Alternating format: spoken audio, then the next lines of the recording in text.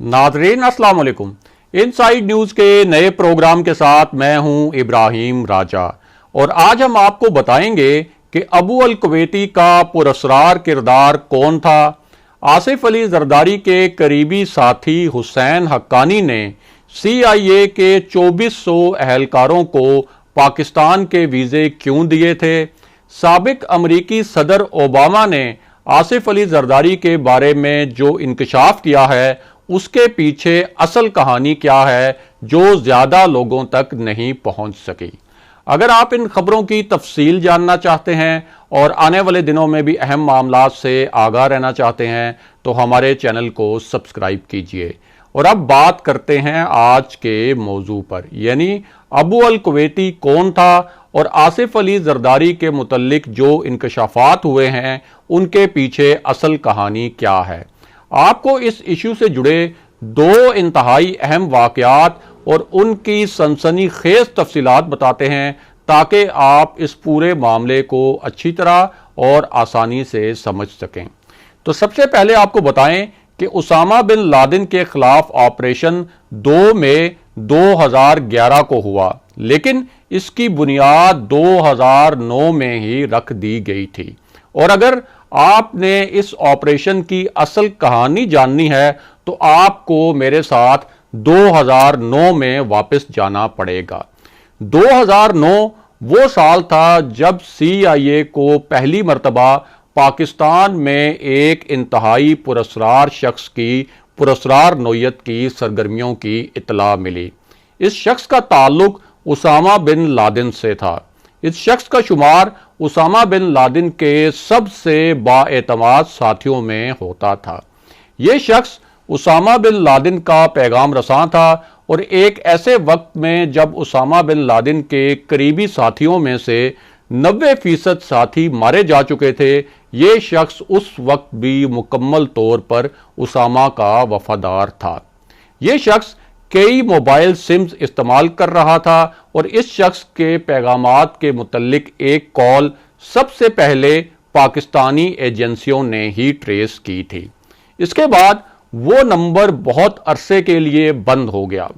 जब ये नंबर बहुत अरसा बंद रहा तो इसके मुतल्लिक मजीद कोई सुराग ना मिल सका और उसके बाद पाकिस्तानी एजेंसियों ने इस नंबर और कॉल के मुतल्लिक अमरीकी एजेंसियों को आगाह किया। ये नंबर कई माह बाद दोबारा ऑन हुआ और जब ये नंबर दोबारा ऑन हुआ तो अमरीकी एजेंसियों के डेटा सिस्टम में आ गया। उसके बाद अमरीकी एजेंसियों ने खामोशी से इस डेटा पर काम शुरू कर दिया। यह नंबर उसामा बिन लादेन के पैगाम रसां अबू अल कुवैती के इस्तेमाल में रहा था, यानी वो शख्स जिसका हमने आपसे पहले जिक्र किया। अमरीका को यकीन था कि अबू अल कुवैती उसामा तक पहुंचने का सबसे अहम जरिया बन सकता है। अब अमरीकियों के लिए असल चैलेंज ये था कि ये पता कराया जाए कि अबू अल कुवैती पाकिस्तान में कहाँ रहता है, कहाँ आता जाता है, किस से मिलता जुलता है।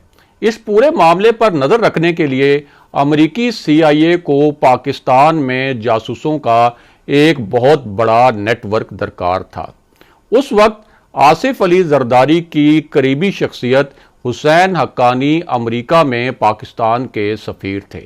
अमरीका ने खामोशी से हुसैन हक्कानी से राब्ता किया और उन्हें अपने मिशन से आगाह किए बगैर अमरीकी एजेंसियों के अहलकारों के लिए पाकिस्तानी वीजे मांग लिए।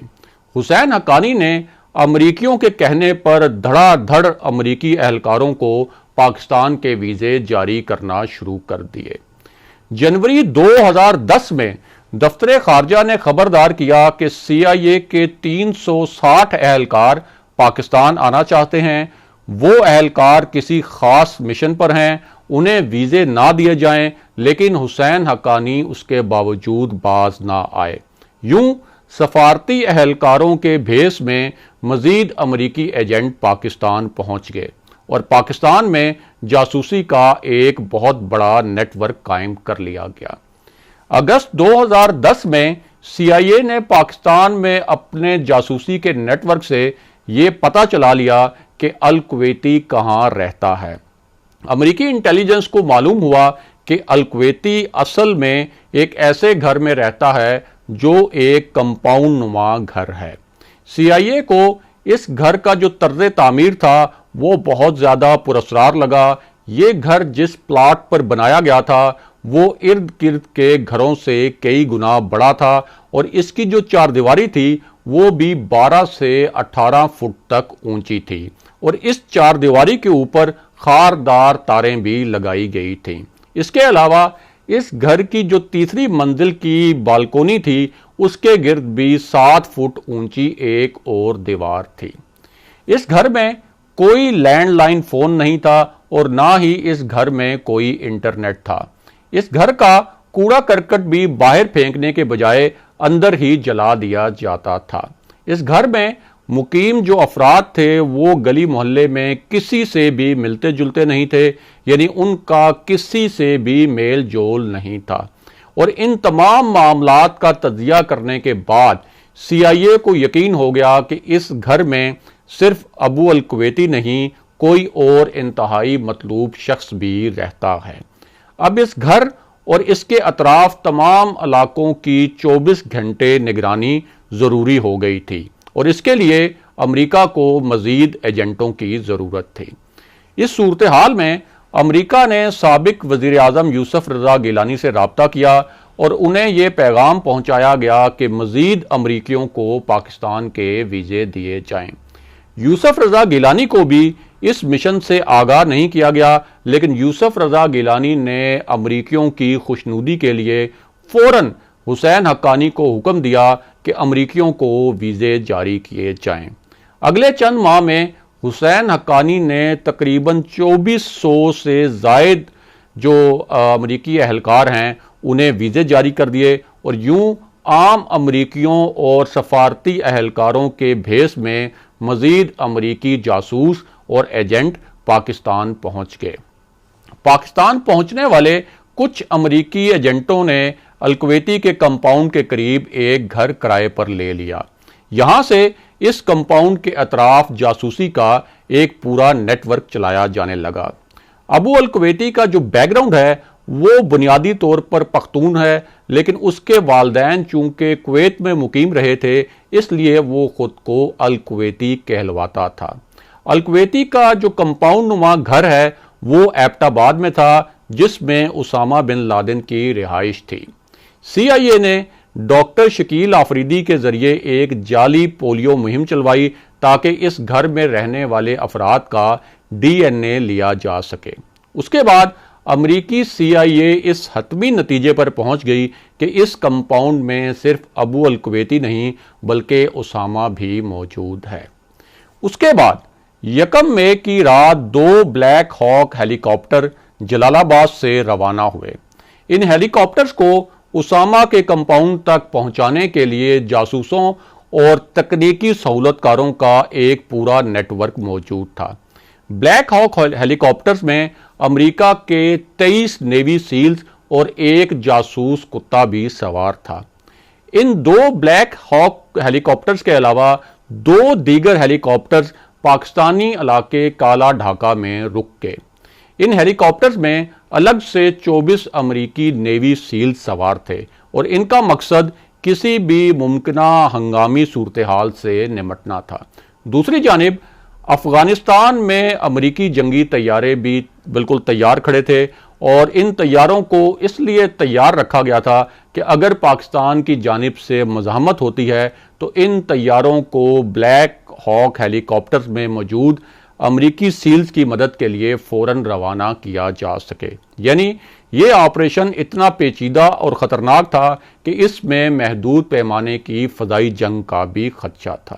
بہرحال امریکہ کے بلیک ہاک ہیلی کاپٹرز جو ہیں وہ 90 منٹ کی پرواز کے بعد اسامہ بن لادن کے کمپاؤنڈ تک پہنچ گئے۔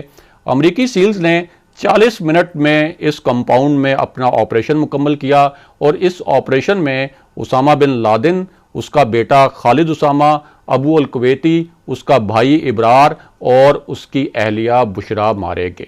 آپریشن کے بعد امریکی سیلز نے تصدیق کے لیے اسامہ کی لاش کا میجرمنٹ کیا، اور یہ لاش اٹھائی، ہیلی کاپٹر میں ڈالی اور ساتھ لے گئے۔ اس دوران ایک ہیلی کاپٹر کمپاؤنڈ سے اڑنے سے پہلے ہی کریش ہو گیا۔ امریکی اہلکاروں نے اس ہیلی کاپٹر کو آگ لگا دی تاکہ اس کی جو اسٹیلتھ ٹیکنالوجی ہے وہ چوری نہ ہو سکے۔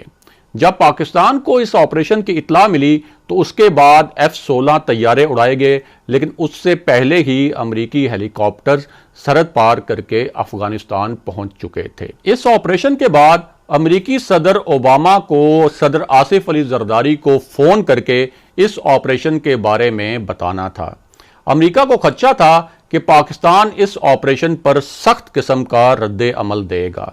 صدر اوباما نے اپنی کتاب میں لکھا ہے کہ ان کا خیال تھا کہ یہ ان کے لیے ایک مشکل ترین کال ہوگی، کیونکہ آصف علی زرداری سخت عوامی دباؤ میں ہوں گے کہ ایبٹ آباد آپریشن کے ذریعے ان کے ملک کی سلامتی کی تصدیق کی گئی۔ لیکن ہوا کیا؟ ہوا یہ کہ صدر اوباما کے مطابق یہ کال ان کی توقع کے برعکس بہت آسان ثابت ہوئی، کیونکہ آصف علی زرداری نے اسامہ کے مارے جانے پر خوشی کا اظہار کیا۔ اس کا مطلب یہ ہے کہ آصف علی زرداری نے ملک کی خود مختاری کو پامال کیے جانے پر احتجاج تو ایک طرف، معمولی سی ناراضی کا اظہار بھی نہیں کیا۔